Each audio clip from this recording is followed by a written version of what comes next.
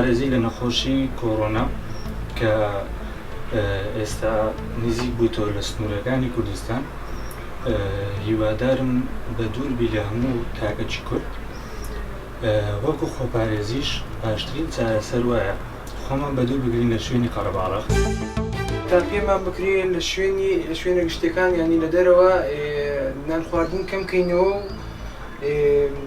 تا پێت بکرێت پاخۆخایانی خۆت چاک بپارێزی و ینی بەڕادەیەک وای لێبێ هەموو دەمێ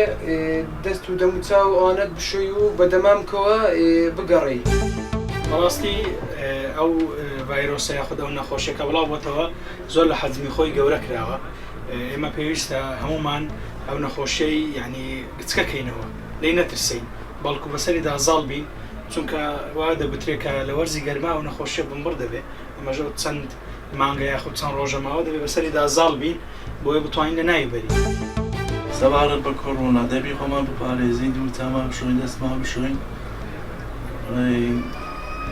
دەبی لە دوورکەوینەوە لە قەڵەباڵغی ماسکێک ببەسن پێویست پێمانە خۆمان بپارێزین لە کۆڕۆنا.